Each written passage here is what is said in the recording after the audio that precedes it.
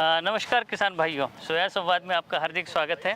और आज मेरे साथ में उपस्थित हैं उज्जैन जिले के प्रगतिशील किसान आशुतोष शर्मा जी, जो कि सोयाबीन की 2-3 प्रमुख किस्मों की खेती करते हैं। उसमें उन्होंने इस वर्ष लगाया है NRC 142 लगाई है, NRC 128 लगाई है और NRC 138 भी शायद लगाई है।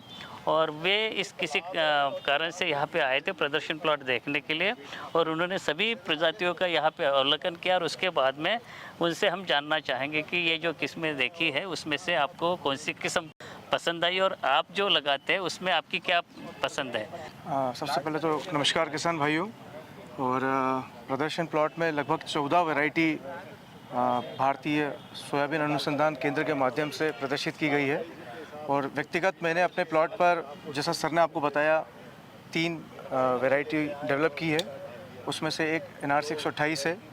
और जैसा मैंने अपने प्रदर्शन प्लॉट में अपने घर पर जो देखा है, एक तो सबसे बड़ी विशेषता इसकी जो मेरे समझ में आई है वो ये कि इसका जो तना है वो बहुत मोटा है, जिस कारण से अगर किसान भाई उसको कभी सीड रेट जो हम लोग ऑन फील्ड हम लोग कभी कभी उसको कम ज़्यादा नहीं कर पाते हैं, तो ये गिरेगी नहीं। ये दिखा पहली चीज़। दूसरा जो सबसे महत्वपूर्ण है कि इसकी जो फलियां हैं नीचे, मतलब प्लॉट के जो सबसे ज़मीन से लेकर जो शुरू होती है, ये देखिए आप, वो ऊपर तक जा रही है। अमूमन सोयाबीन में ऐसा होता है कि अगर ऊपर तक पॉट फीलिंग हो रही है, पॉट सेटिंग हो रही है, तो गिरने लग जाती है, लेकिन ये गिर नहीं रही है। इसमें पॉट भी ज़्यादा है, उनकी संख्या भी ज़्यादा है, और इसमें किसी प्रकार का ऐसा कोई विशेष रोग भी देखने में नहीं आया है। और मुझे ऐसा लगता है कि उत्पादन के मामले में ये सोयाबीन बहुत अच्छी किस्मों में से एक है। देखिए किसान भाइयों, जैसे कि इन्होंने बताया कि ये 128 की खेती कर रहे हैं। वैसे मध्य क्षेत्र के लिए ये अनुशंसित नहीं है, पूर्वी क्षेत्र के लिए अनुशंसित की गई है, लेकिन फिर भी यहाँ पे कुछ किसानों को आपस में ही कुछ देख लेते हैं और उनको पसंद आ जाती है। धीरे धीरे ये किस्म कुछ किसानों द्वारा उगाई जा रही है मध्य प्रदेश में, और उनकी जो प्रतिक्रिया बहुत बढ़िया है। ये इन्होंने जैसे क्या कि जैसे नीचे से ऊपर तक इसमें फलियाँ है, कीड़े बीमारी का प्रकोप इसमें ना के बराबर रहा है।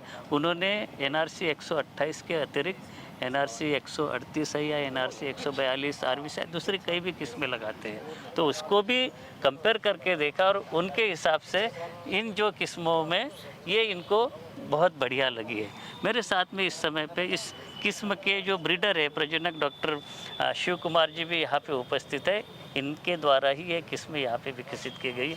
डॉक्टर साहब, आपसे यह जानना चाहेंगे कि ये जो किस्म यहाँ पे लगाई गई है, किसान लोग जो कह रहे हैं कि इसमें बहुत बढ़िया उनको पसंद आ रही है, फलियों की संख्या ज़्यादा है, कीड़े बीमारी का प्रकोप कम है, लेकिन जैसे इन्होंने तो देखा, लेकिन और भी कई किसान आते हैं वो मानते हैं कि सर थोड़ी सी हमारे प्रदेश के लिए, हमारे ज़िले में थोड़ी सी उम्र इसकी थोड़ी सी ज़्यादा है।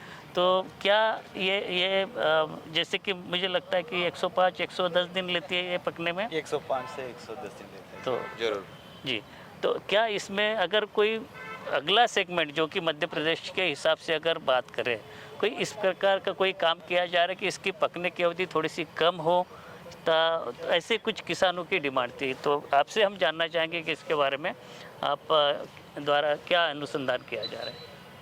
जरूर सर, जैसे आप पूछ रहा था कि हमारा भी सोच वही है कि इसका जो ड्यूरेशन है, इसका जो हम कम करना चाहता है, तो हमारा सोच ये कि इसका जैसे 110 दिन है अभी, इसको कम से कम हम 10 से 12 दिन 95 टू मतलब विद इन 100 के दिन, 100 के अंदर ही पकने का हम पूरा प्रयास कर रहे हैं, और हमारा प्रयास चल ही रहा है। तो आने वाला दिन में हम इसको पूरा देश में एवेलेट करेंगे, ये मटेरियल को एवेलेट करने के बाद हम इसको एज ए वेराइटी के रूप में ले आएंगे। मैं आपसे आशुतोष जी ये जानना चाहूँगा कि आप जो लगाए हैं इस किस्म को, और आप जो बता रहे कि आपकी किस्म में खेत में बहुत अच्छी इसकी फसल है इस समय पे, आप क्या अनुमान करते हैं कि इस समय पे आपको जो जैसे जिस प्रकार से पानी गिरता है, क्योंकि ये थोड़ी सी ज़्यादा समय में पकने वाली किस्म है, इसलिए हम यही कहते हैं कि आखिर में अगर बारिश जल्दी से विड्रॉ हो जाए तो एक सिंचाई की इसमें आवश्यकता होती है। तो आप क्या मानते हैं कि इस साल तो पानी मिल ही गया,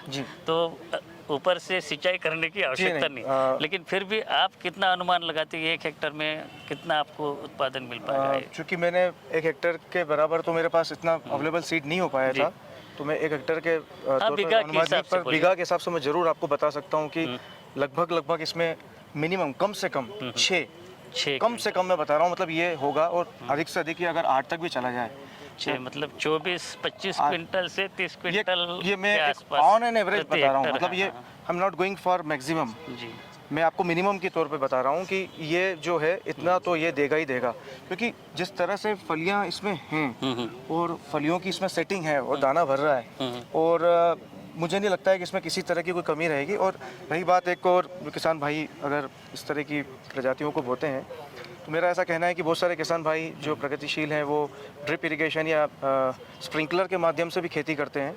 अगर उनके पास ये है तो जब तक इसका अपडेट वर्जन शॉर्ट ड्यूरेशन ना आए तब तक वो इसके माध्यम से इसकी खेती कर सकते हैं, ऐसी बात नहीं है।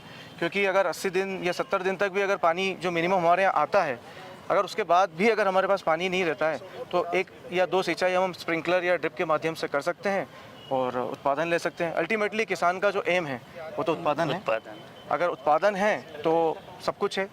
तो मेरा ऐसा मानना है। तो अगर इसको बात करें, हम अगर कैलकुलेट करें, अगर 8 we are going for maximum, अगर हम 8 की बात करें तो 8 और 5 40 तक जाता है। और मुझे ऐसा लगता है कि शायद अगर मैं ठीक ठाक बोल रहा हूँ तो ये हमारे जो अनुसंधान का जो ब्राउचर है उसमें भी इसकी मैक्सिमम जो यील्ड है वो 40 तक बताई गई है। जी वो नॉर्दर्न प्लेन जोन में इसकी 40 क्विंटल प्रति हेक्टर मिला भी है। पर सर मैं पूरा श्योर हूँ कि ये लगभग कम से कम 30 तक तो जाएगी ही जाएगी। चलिए आशुतोष जी, आपको हमारी ओर से ढेर सारी शुभकामनाएं, और मैं धन्यवाद शुभकामनाएं देता हूँ डॉक्टर शिव कुमार जी को भी कि ऐसे जो युवा वैज्ञानिक है जो ऐसी किस्में निकालते हैं, भले ही इसको मध्य प्रदेश के लिए अनुशंसित नहीं है, लेकिन डॉक्टर साहब ने जैसे बताया कि इसके जो पकने की अवधि कम किए जाने का काम यहाँ पे चल रहा है। तो किसान भाइयों, ये थे उज्जैन जिले के जो प्रगतिशील किसान आशुतोष शर्मा जी और डॉक्टर शिव कुमार इसके प्रजनक। ऐसे ही चर्चा के साथ में हम आपके साथ में पुनः एक बार उपस्थित होंगे कुछ नए विषयों के साथ में। तब तक के लिए आज्ञा दीजिए, नमस्कार।